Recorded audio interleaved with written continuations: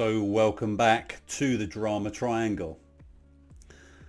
So you remember the little intro that got you to click on the my website, and it's brought you here to this freebie video that's going to help you develop your understanding, develop your conscious awareness and understanding of maybe the role that you have been partaking in life when it comes to relationships with other people, whether that be in the family dynamics or maybe in your workplace or just with people in general.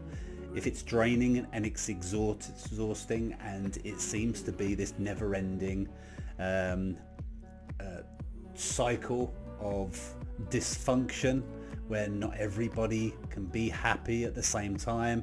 A good example there is the family dynamics when there is more than one sibling, and they seem to be this coalition that swaps between the parents or parent and each of the sibling, and not everybody gets on at the same time. Then you're going to learn now of why that happens. So let's flick through to the reason why you clicked onto my website is for the deeper version. So which role are you playing? Now the best way to get this to apply to you, because quite often people will read books, they will watch videos, and they will consume information, but never really apply it to themselves and do exactly what it is that you really do need to do in order to have it take effect for yourself, for it to make a difference to your own life, because ultimately that's what this really should be for, is for you to learn and grow and become better and happier and break free from this can often turn into a toxic cycle that just really restricts your growth, restricts your happiness, can most certainly affect your health, and most definitely will affect your relationships, and especially ultimately it affects the most important relationship that you have, and that's the one with yourself. So without further ado, let's flick through this. So I'm just going to randomly pick just one of these to start with. So let's start with the victim. Now you'll notice that there's two up near the top of the screen, and that's for a purpose. It's quite purposeful how this is laid out, this drama triangle. This is not my model, by the way. It's got by a guy from the late 60s, Stephen Karpman. He created this as a nice, easy way, metaphorical way of understanding these kind of three primary characters that play out in our lives when we are operating from maybe not such a productive level. And we're going to go through this. So the first one here, the victim. So we all know a victim. Maybe we know a victim intimately within ourselves sometimes. Now, I will tell you from the start is that I've played all of these roles for most of my earlier life, up until I would say probably I started upgrading from these more consciously probably 15 years ago. Okay, but do you know what? They always want to sneak back in if you're not paying attention. So just be aware of that, is that they never ever leave us. They're always there lurking in the background as an easy way to meet our needs, as an easy way if we're not really paying attention. If we get a little bit slack with ourselves, we can sometimes be sidetracked, and these characters will jump in the driver's seat of us and start taking the wheel. We just need to be consciously aware of this and consistently, never ending, working on ourselves to become a better version. The better version, of course, is going to be on the next video, which ultimately what this whole thing is really about, is breaking free from the drama triangle. But to break free from anything is we need an alternative. We can't just stop smoking and drinking and eating, is that we need something else that's better for us, that meets the same needs. So we have to replace these characters with the three more empowered versions That's what's going to be coming in the next video. So how do we make this work for us? Is pen and paper time. Get your pen and paper and write these down, and trust your gut, be truthful with yourself, and write them down, which ones you recognize within you, and just make a note of it. Victim, low self-worth. Well, you notice that all three of these, they all happen to have that. There's a commonality throughout all three of these characters. They use these low-level, easy obtainable strategies that are all listed here in all of them. They're just strategies for coping with maybe uncertain, difficult scenarios, situations. So they all have low self-worth. So the victim feels helpless, incapable and ashamed. They have that attitude of I need rescuing. They see the world from that lesser perspective. The downtrodden perspective is that it always happens to be to me, and it's not my fault. It's the world's fault. It's other people's fault. So they avoid other people's problems by just focusing on themselves. They focus mainly on what's not happening, what they haven't got. Most of the time, if I was to ask a victim in my office, how would you like your life to be? They will say, well, I don't want it like this, and I don't want it like that anymore, and I don't want it to be like that, and I don't want any more of that. So they kind of operate from a negative perspective, quite literally. So they avoid responsibility. They don't like taking responsibility. They want to be rescued. Have you noticed the one just up there to the right is a rescuer, oddly enough.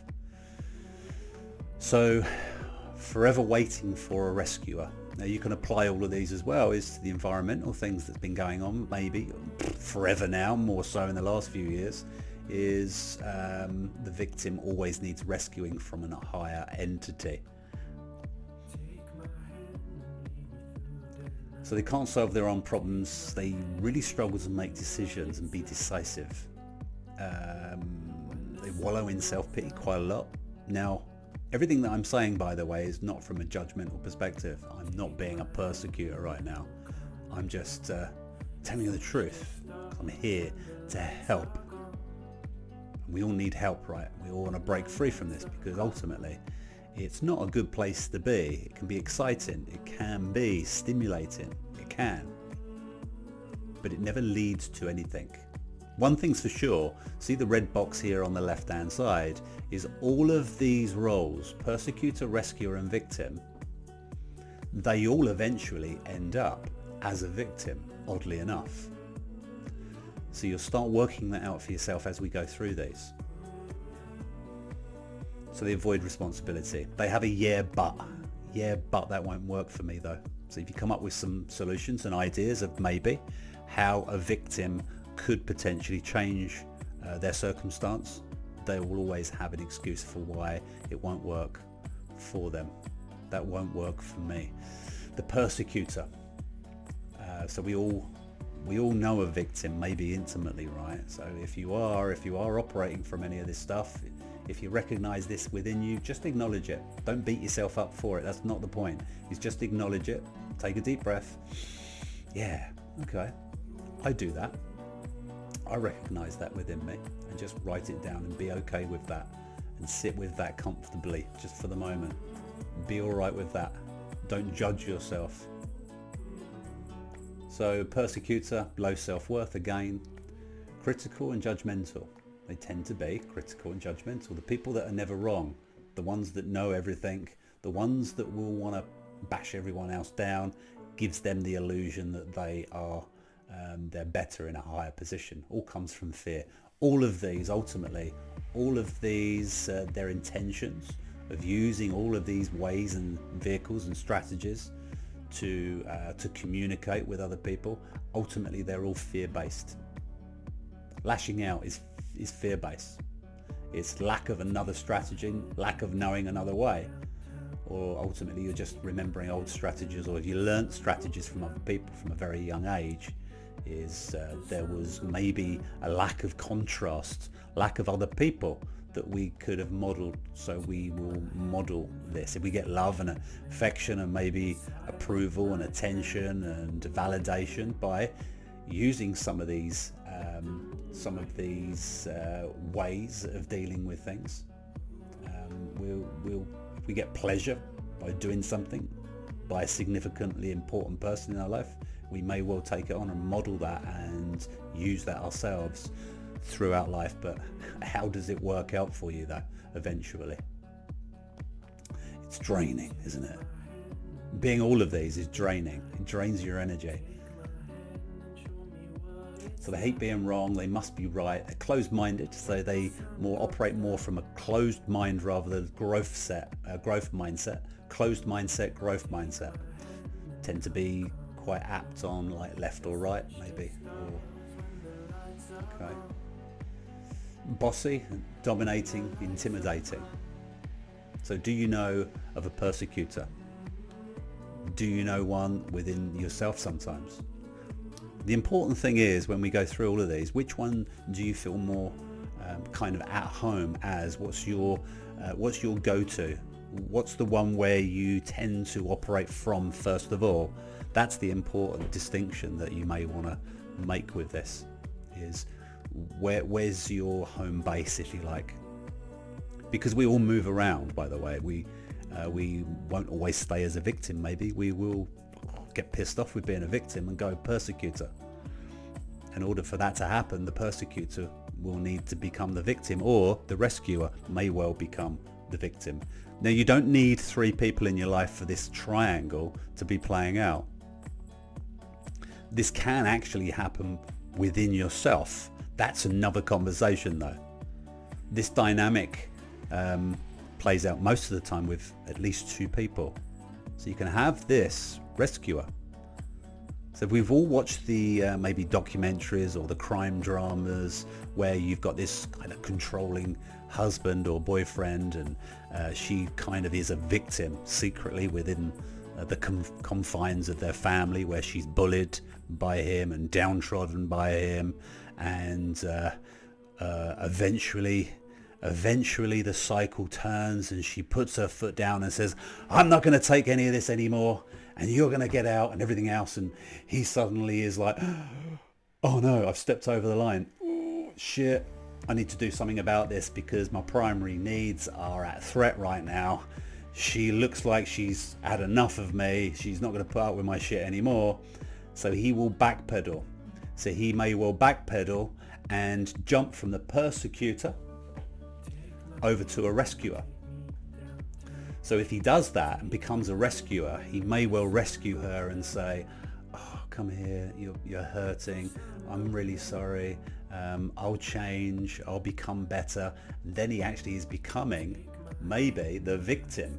So now, in order for him to be the victim, then the previous she will maybe go into a bit of persecuting and beating down a little bit and let him know that he has hurt her, and now he's really a victim, and she may well jump into the position of the rescuer and come in and swoop in and rescue him because she's an empath, probably, perhaps a bit codependent as well.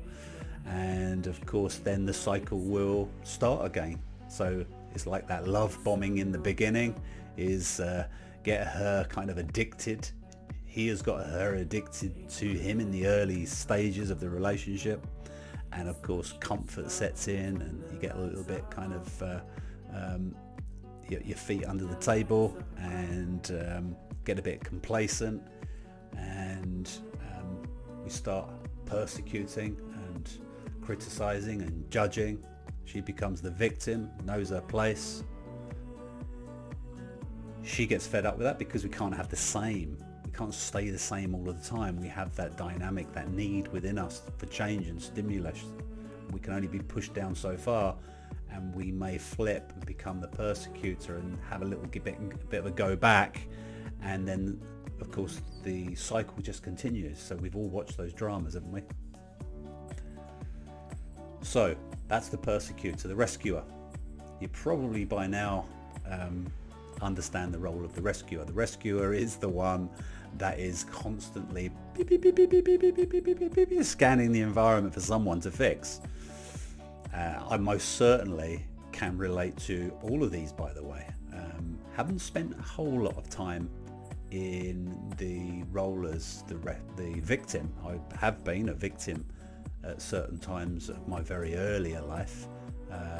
Didn't like that. I think I naturally found my way out of not being the victim, but I most certainly can relate to being a victim at certain stages. Wasn't really me. Most certainly I can relate to being a persecutor in many times in relationships, most certainly. And of course the rescuer is probably my comfort zone, I would say. That's the one where I spent most of my time. I was an absolute magnet for the down and outs of people that I felt that needed a better quality of life and made me feel good. It builds and stimulates your ego. It gives you a sense of purpose, but ultimately it always led to me feeling resentful of my time. Is that I've done all of this for you and I'm left with nothing, and it's draining. It's exhausting, isn't it? Low self-worth again. The martyr, all I've done for you. So they victimize themselves for the benefit of others. Forever feeling resentment. So we're forever feeling resentment. Little gaps in between when we're actually rescuing and making ourselves feel good. Because it's all really about ourselves. Is the rescuing role is it makes us feel good, regardless of whether the other person actually their life becomes better as a result of us rescuing. Because rescuing really is like the story maybe from the Bible that's used in personal development stories as a metaphor. Is you can carry on fishing for someone and they probably allow you, but long term we need to, if they want to know how to fish in order to survive and feed themselves and their family, then they need to reach out and ask the question, I need help. I recognize that I am down on my luck, is that I need to upgrade and update myself, and someone please show me how to fish so that I can be self-sustaining and self-reliant or responsible. So they're over-helping. You need my help is the attitude that they kind of have in life. They avoid their own issues by focusing on other people's problems. So we all know these people, right? And I'm not talking necessarily within ourselves. They are everywhere. I see them everywhere. Is at the end of a party, I seem to recognize, probably in the last few years, I've witnessed so many times, end of a party, and you get this someone who's had too much to drink and they're boo-hooing over in the corner and trying to get some attention and doing the best with what they know in the moment, really. But of course you've always got this rescuer that will swoop in, even though the person's absolutely pissed out of their head. You'll get a rescuer that will swoop in and fill their boots with all of this self-gratification to try and rescue this person that absolutely cannot be rescued. Involving themselves, in fact, in their own drama triangle, because it never goes right, does it? It never works out right, does it? You ever noticed? Codependent, very codependent. Codependent meaning we can sometimes be, our happiness is dependent on somebody else being okay. They feel responsible for others. Try to fix other people's problems. They feel guilty if they can't help other people, and feels empowered if others need them. Gives them a sense of purpose if other people are needing them. So again, it's needs within oneself is why we are helping and trying to support other people. It's not sustainable. It's not coming from the right place. There's positive intentions behind it, but ultimately playing any of these three roles is going to lead you with anger, frustration, exhaustion. Relationships never ever really go smoothly playing these three roles. And of course you want to know what the more empowered three versions of these are, don't you? So there is another video probably down here underneath this one, so I'll leave you with that. Thanks for again clicking on my website and accessing this video. Remember, as you're going through this, please do apply this to yourself by writing it down. Consciously write it down and consciously recognize that there may well be parts of all of these characters within yourself and how you are how you're functioning in relationships with other human beings. Thanks guys, and I'll see you on the next vid.